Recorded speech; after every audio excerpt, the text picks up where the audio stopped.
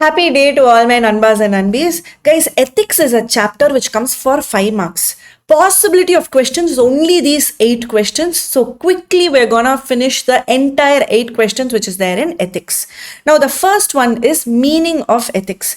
This is the moral principles inculcated in the habit of the people to withstand any selfish motive. Basically, I've given only the keywords in this chart book, guys. Professional ethics. It is to protect the interest of the profession. We as a CA, we have to protect the interest of that name CA. Whoever is in practice or in service, there is a disciplinary mechanism. What kind of a disciplinary mechanism is that? There will be fines, there can be suspension, there can be removal of membership, or any other disciplinary action can be taken by ICAI. What are the principles of professional ethics?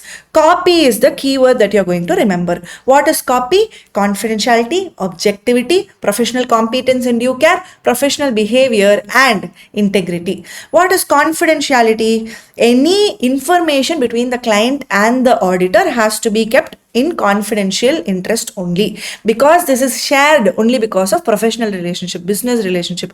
In normal circumstances, this information will not be shared. Respect the confidentiality of information acquired as a result of professional or business relationship.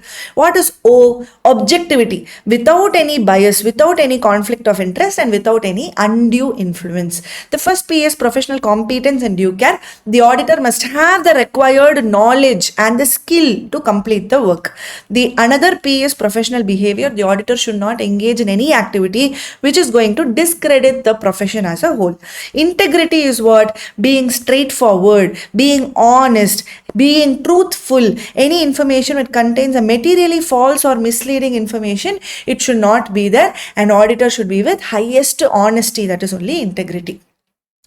Independence to auditor. Independence of the auditor can be in mind, and independence can be in appearance also.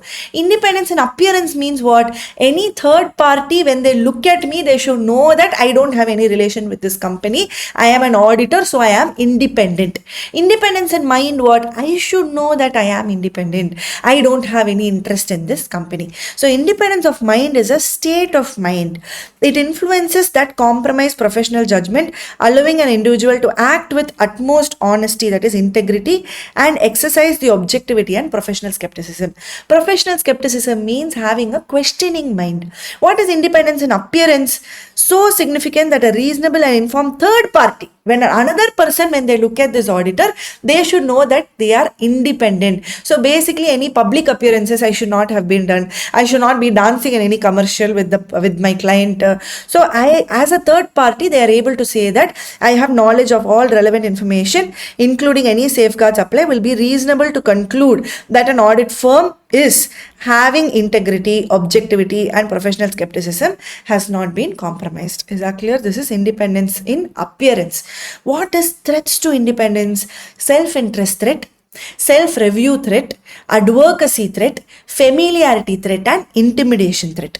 What is self-interest threat? I have some interest in the company. It could be a direct financial interest or an indirect financial interest. Given a loan or a guarantee for the company. I have a dependency on the client's fees. Close business relationship. Potential employment. There is a possibility I can get employed in the client's firm. That also is called as self-interest threat. Contingent fees is also self-interest threat. What is self-review threat? I only did the financial statements. Now I am only going to do the audit also. I myself am reviewing what I have done. Say for example, audit team was previously a director or a senior employee.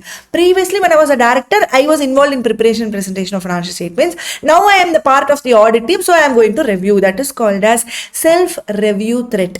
Remember guys, each of the examples can be a separate case study, and they can ask you to identify what kind of a threat that is. What is advocacy threat? I am talking so much that I am looking like the mouthpiece of the client. That is advocacy threat, where I am perceived to promote whatever the client is doing. Promote or is perceived to promote. Deals with shares or securities. Client is the advocate in the litigation on third party disputes. That is threat number 3, advocacy threat. Threat 4 is familiarity threat. We've become too familiar with each other, long association, close relative. I am accepting lots of gifts from the client. Then there is familiarity threat which has come. So for that only we have something called as rotation of auditors, where I will serve for 5 years. Again I can be appointed for 5 years, and then there has to be a cooling period of 5 years. So the rotation of auditors concept is there only for familiarity threat. MCQ question is possible.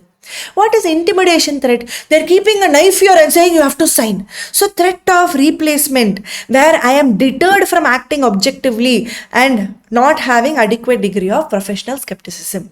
So I have to safeguard my independence, where the professional accountant takes that effectively, where I'm able to reduce the threat to comply with fundamental principles to an acceptable quality. If I safeguard my independence, I'll be able to give confidence in the quality of my audit. Consciously, I'll be able to consider that the auditor should either desist from the task or eliminate the threat. If the auditor is unable to fully implement credible and adequate safeguards, then do not accept the work itself. Not to accept the work if I'm unable to eliminate the threat. What is professional skepticism? Professional skepticism is basically having a questioning mind. Oh, that day you told something, now you're telling something else. Like that, I am having a questioning mind means I am exercising professional skepticism.